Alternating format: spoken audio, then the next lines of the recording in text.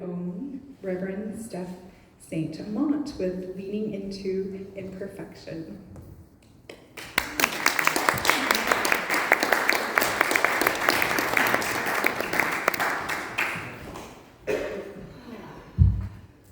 Oh, look at you all. We're like bunnies in here. Every week there's more of us. Yeah. Okay, I'm gonna take some time to set the stage, like I do. I just like to take my time. Hey, Clara, what are you doing? Oh, this doesn't need to. Which one? Your tablet. It's just right in the camera. It's not.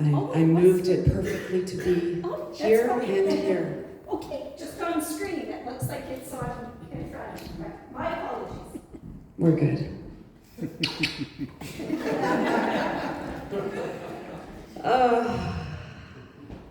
Isn't it great to be imperfect? When we lean into that, when we practice our imperfection, everything just seems rosy and good. This is me being imperfect. So good. What is my talk today? Oh, perfectly imperfect. Yes, that's what we're doing. Okay. Perfectly imperfect. So the centering thought today is I did edit it. Because I do things like that. So today, perfectly imperfect. Today, I embrace imperfection and accept the whole of me exactly as I am. Doesn't that feel good? I embrace imperfection and accept the whole of me exactly as I am. If we all do that, we're gonna be okay. We're gonna be okay. So how do we do that? How do we embrace imperfection and accept the whole of ourselves? How do we look at ourselves in the mirror, knowing that we've just stumbled for 3 months and are like muddy and gray and dehydrated? How do we do that? Practice. It's the same way we get to Carnegie Hall, right? Practice, practice, practice. I'm going to move this more like that. So practice, practice, practice. When we are perfectly imperfect, we are practicing our perfection. But let me just remind everyone in this room, you were born perfect. There's nothing in you, in your divine holy self, that is unlike perfection. You are a divine spark of infinite intelligent presence that is unique and totally qualified in you to be unrepeatable source. And so now that we got that out of the way, we know that we're perfect, right? So it's all of the little mind stuff that's going on in our lives that we start to tell stories. We start listening to other people's opinions of us, right? Other people are telling stories about us, and we start to believe them because they're prickly. And we want to lean into the prickles for some reason. We want to lean into where's the suffering, where's the pain? And that's good stuff because we're gonna work on that. Leaning into our imperfection is finding all of the pieces of ourselves that are perfect and putting them back in order. Remembering who we are. So here we are, practicing imperfection is following the breadcrumbs of our life. Every time someone points out something to me and I'm like,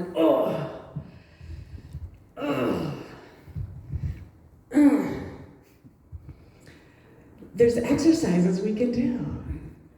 There's a teaching that we have supporting us. And there's a presence that is intelligent, so beyond comparison in its intelligence. I don't need to do anything but simply pick up the pieces and look at them, polish them up, find the right sandpaper. So all these little breadcrumbs that are put in front of us, we get to find them. We follow the breadcrumbs to our remembering that we are already perfect. We are already perfect. And I embrace my imperfection because it's just a symbol within this experience, this outwardly experience to show me a pathway to self-discovery, to show me, rather than striving for an unattainable ideal of perfection, we shift our focus and embrace imperfections as opportunities to grow and to find ourselves. I know this is true for me. I don't know about anybody else, but it's true for me. Whenever someone out there, some external force or divine angel, presents something to me that triggers me, I just know they are a piece of me that I'm finding. Because I believe there's only one power and one presence, one divine source, and we are all that. So anything that I'm rubbing up against my own self. And we are simply just learning how to love ourselves in all of this. So recognizing the journey as perfect. Recognizing the stepping stones before us as perfection. Already divinely ordained and perfectly structured for our highest and greatest good. Every step is already laid out before us. It is our journey to find our footing. And we get to do that. Michael Beckwith, he has this really famous quote, right? Pain pushes until pain pushes until vision pulls. And so we find ourselves uncomfortable in our imperfection. And that uncomfortability is the only way we're going to grow. Because if everything is hunky-dory and everything is kumbaya and dancing in marigold fields, we're done. What more is there to do? Pick some flowers, the same flowers. It is better to have a magnificent brand new experience every day than to live 75 years the same day. And we get to do that. We get to have this journey. Michael Beckwith, he said, the journey of life is not about perfection, but about progression and embracing the perfect imperfections that make us whole. So all the things we get to do, and we won't do them if we believe we're going to fail at them. We don't do them if we think we're imperfect. So get back to that place of perfection. Get back to that place of wholeness. Get back to that place of loving presence in the wholeness of who you are. Because it's not practice makes perfect. It's practice makes progress. And every day we get to progress. It's all the little things we get to do. It's all the little things we get to try and fail at. And if you didn't like it, don't do it again. But if you think you might enjoy a second attempt, do it. Because no matter how many times you succeed, there is a guaranteed number of failed attempts. Because there is no thing that you are failing at. You are simply progressing on this beautiful, sacred journey that is precious and holy. And we get to, if you are awake and aware and breathing in this reality, this experience and expression, we get to take another breath. We get to kick some more pebbles down the road. We get to try new things. You know, I think I might try a spice level 5 this week, just to see if I'm still alive. So that's the purpose of life. Remembering that we get to. My dad, he has dadisms, right? My dad is full of one-liners. He is the stereotypical dad joke dad. and now I forget which dadism I was going to share. It was a good one. Get to. Yes. When you ask my dad, how's your day? How you doing? Oh, I woke up on the right side of the ground. So it's going to be a good day. Right? And that's how simple it can be. That's how simple it is. I get another opportunity, no matter what yesterday looks like, no matter how many failed attempts I had at yesterday, I get to try again today. Do or do not. There's no try.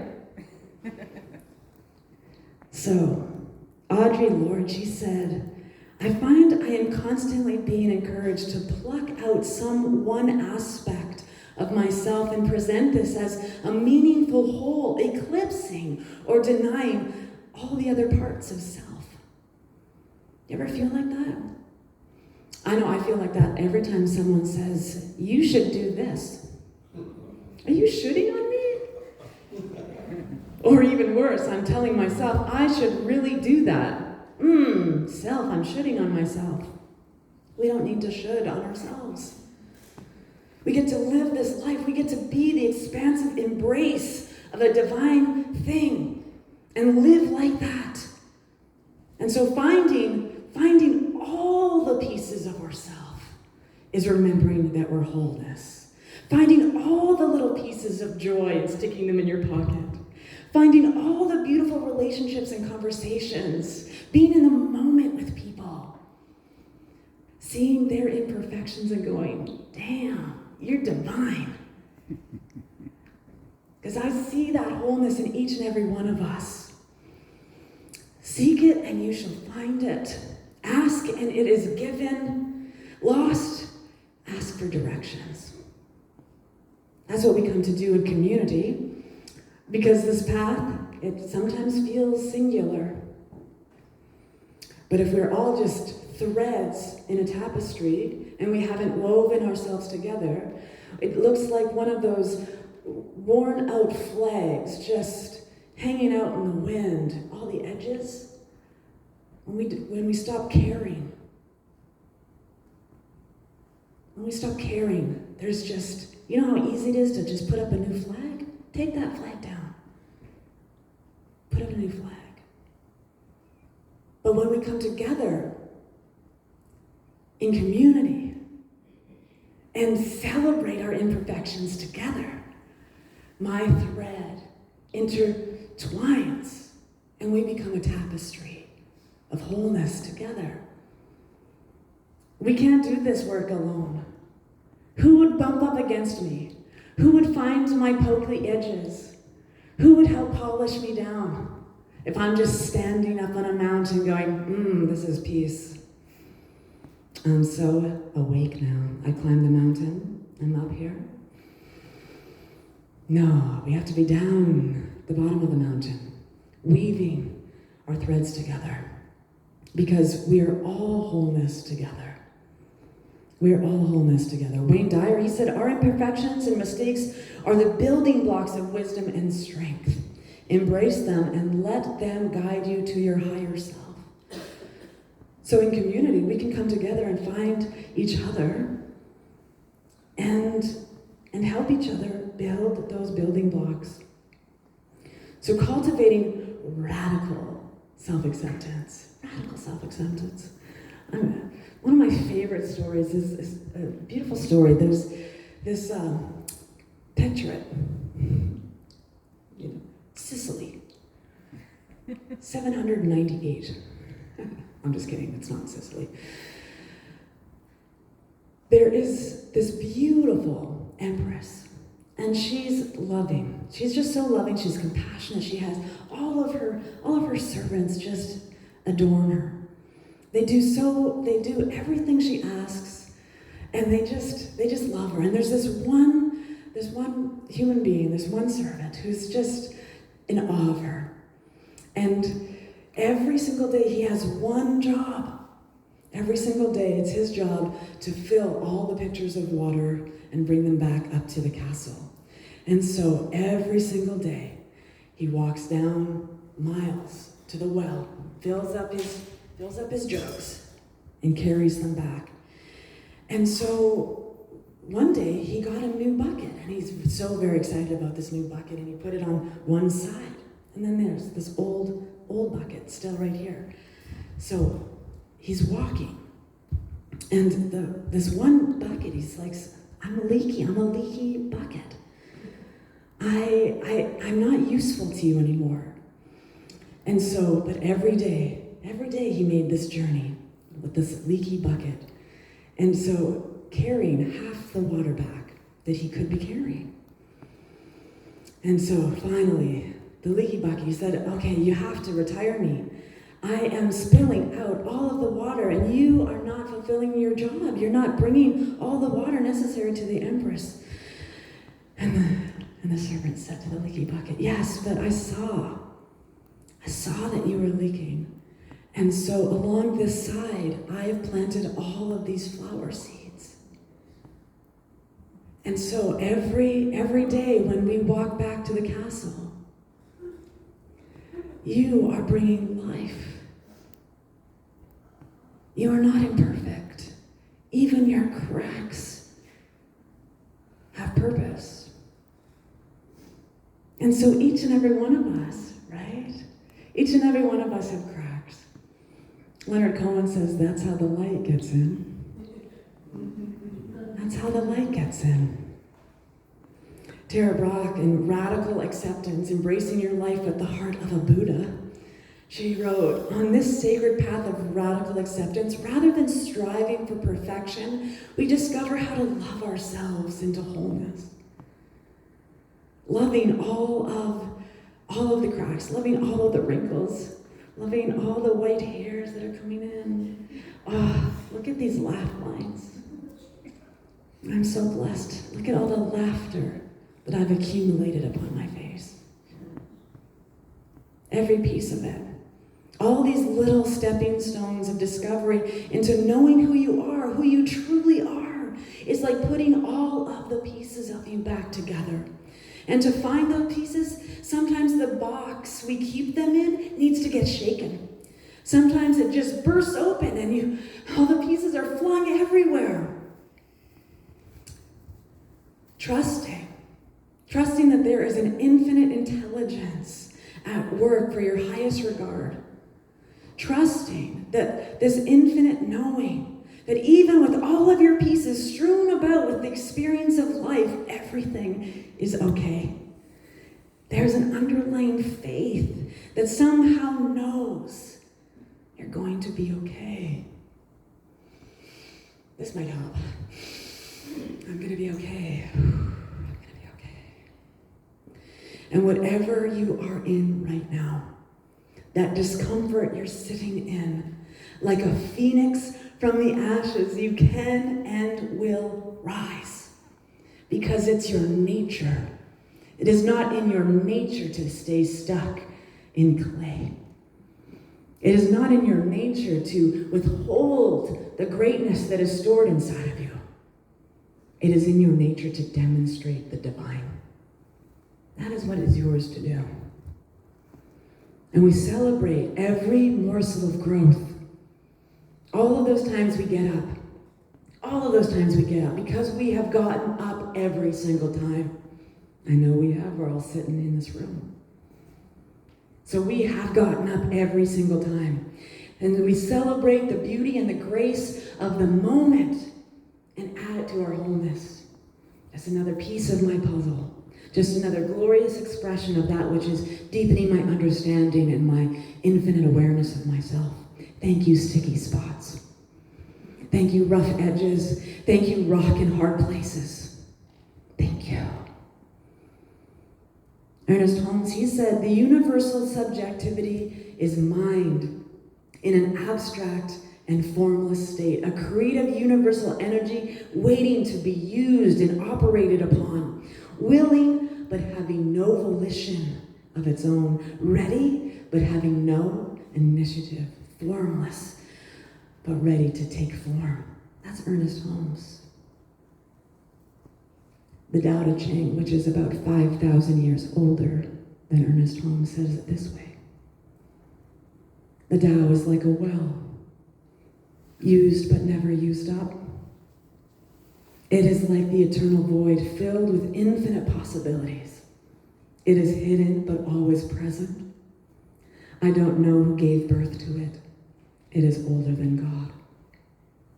The Tao is called the Great Mother, empty yet exhaustible, inexhaustible. It gives birth to infinite worlds. It is always present within you. You can use it any way you want. You can use it any way you want. 5,000 years older than change your thinking, change your life. Isn't that amazing? So I guarantee that living your authentic life, living the wholeness of you, that's a joyful life. And coming to terms with your ability to be that is a radical. It's a radical move to know how great you are. It's audacious and bold to recognize your imperfections and say, here you go, world. You were born to do this. You were born to be this creative outlet of a divine and infinite intelligent presence. You were born to be this magnificent, this perfect. There's nothing you can do to change that. Like the beloved Reverend Tammy once told me, you can never disappoint God. It's an impossibility. You can go out and try, but I bet you're probably making some messes as you go. And if you want something good for yourself, you want to be in that place of reflection, because the life is a mirror and will reflect back to you everything. I don't know where the pages went. Oh, here we go. Not that I used it anyway. I numbered two of them 2. So imperfect. It's so great. Yeah, page 2 of 4 says conclusion.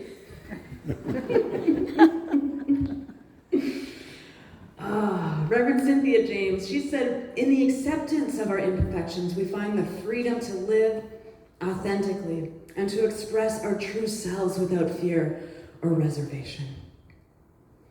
So here's the truth of it. Your authentic self is empowered by an infinite source. Your energy of creativity and your zone of genius is supplied by an infinite wholeness. And whatever you want to do in this life, have at it. Have at it. Because every step you take is moving you forward. Every motion you make towards the expression of your whole self, your authentic divinity, you get to be that. You get to do today as you. You get to do today all the little things. And when we remember this, if you're at a all-you-can-eat buffet, which we are, that's what this life is. If you're at an all-you-can-eat buffet, and your plate is this big, only put on the plate what is fulfilling to you. You don't need to hoard all the other spring rolls. Well, spring rolls might be for somebody else. But what is yours to do? You have the map inside of you. You have the substance inside of you. And let us be in that together, embracing imperfection, embracing all of the little pieces that make up your wholeness, because it is a catalyst for transformation. So, I feel like that's good. Are you ready to embrace your imperfection, because you know who you are? You're perfect, and I love you exactly as you are. Thanks for listening.